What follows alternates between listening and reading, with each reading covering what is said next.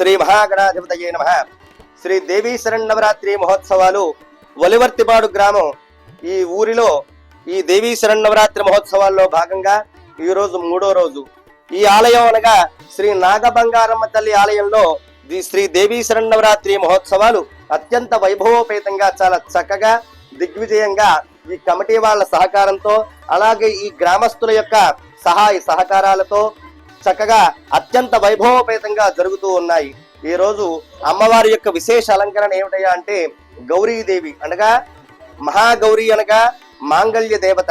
ప్రతి ఒక్క స్త్రీకి కూడా వివాహం కాని అమ్మాయిలు ఎవరైతే ఉంటారో ఆ గౌరీదేవి అలంకరణ రోజు కుంకుమార్చన చేసినా ఆ అమ్మవారిని దర్శించినా కూడా మంచి వరుడు వస్తాడు అని చెప్పి ఆ యొక్క శాస్త్రం చెబుతూ ఉంటుంది పార్వతీ కళ్యాణంలో.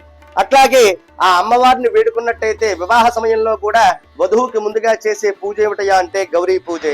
ఎందుకని అనగా ఆ గౌరీ అనే ఆ మాంగళ్యాన్ని మెడలో ధరించడానికి ఒక పవిత్రమైన శరీరము కావాలి, అలాగే దానికి ఒక అర్హత కావాలి. కాబట్టి ఆ యొక్క వధువుకి ఆ గౌరీ పూజ చేసే సందర్భంలో ఆ అమ్మవారి యొక్క విశేషమైన కళ ఆ యొక్క అమ్మాయిలో ప్రవేశించి ఆ మాంగళ్యాన్ని తన హృదయం మీద నిలుపుకుని నిండు నూరేళ్లు పసుపు కుంకుమలతో తన భర్త ఆయుర్దాయాన్ని పెంచుకుంటూ సుఖంగా సంతోషంగా పిల్లాపాపలతో ఉండాలి అని చెప్పి ముందుగా అమ్మాయికి గౌరీ పూజ చేస్తారు.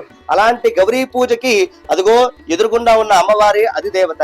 కాబట్టి ఆ అమ్మవారి యొక్క శ్లోకం సర్వమంగళ మాంగళ్యే శివే సర్వార్థ సాధికే శరణ్యే త్ర్యంబకే దేవి నారాయణి నమోస్తుతే అనగా ఆ గౌరీదేవిని మనం దర్శించిన విశేషమైన మాంగళ్య బలాన్ని చేకూర్చుకుని పతి యొక్క ప్రాణాలు సావిత్రీదేవి కూడా ఆ మాంగళ్య గౌరీ దేవతను పూజించి అనంతరము కూడా తన పతి ప్రాణాలని యమధర్మరాజు దగ్గర నుంచి కూడా తెచ్చుకుని చక్కగా అనంతరము కూడా ఆ అమ్మవారిని దంపత్ సమేతంగా అర్చన చేసి శుభ ఫలితాలని పొందింది అని చెప్పి పురాణోక్తి.